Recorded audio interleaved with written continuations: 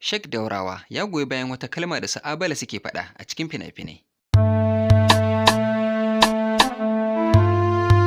Hakika wannan abu ne mai kyau, domin kuwa har a cikin Alƙur'ani mai girma, Allah subhanahu wata'ala ya faɗa cewa ku tambayi ma'abuta sani idan ku kun kasance ba ku sani ba.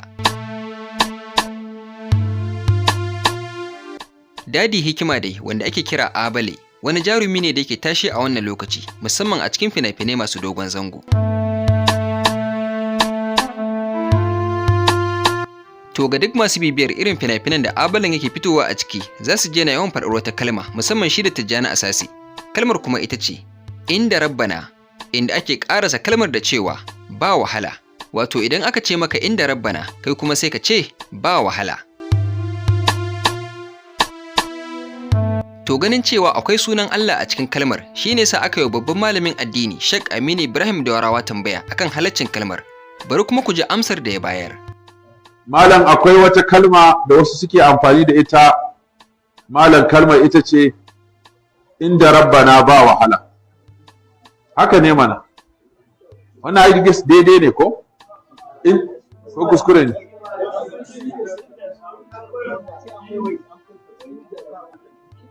Inda rabbana.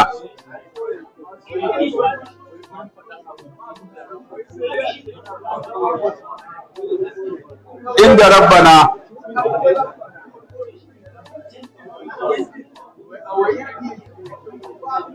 ku gane fa, inda rabbana ba wahala, ai shar'i jawabi ne da shar'i.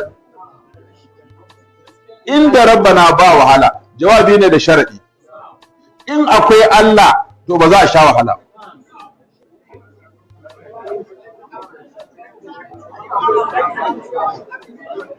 Ni haka na fahimci kalmar, sharaɗi ne da jawabi, sharɗin wa jawabin.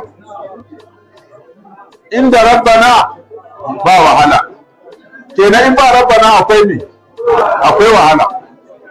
Kamar ka ce in ka shigo zan baka, in baka shigo ba za a baka ba.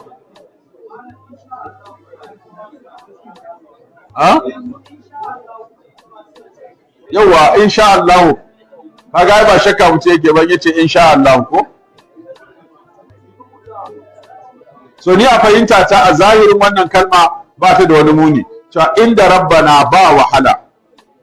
Inda rabbana, in akwai Allah to dama rabbana ya Allah kenan. Inda rabbana ba wahala. Kenan inda rabbana ba wahala. Kenan in ba rabbana akwai wahala.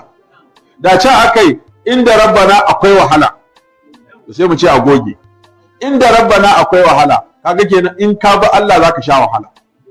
Nan ku abin da ake cewa inda rabbana ba wahala, ma'ana in akwai Allah to ba ragowar wahala, kuma haka ne, duk wahala da muke sha rashin Allah ne.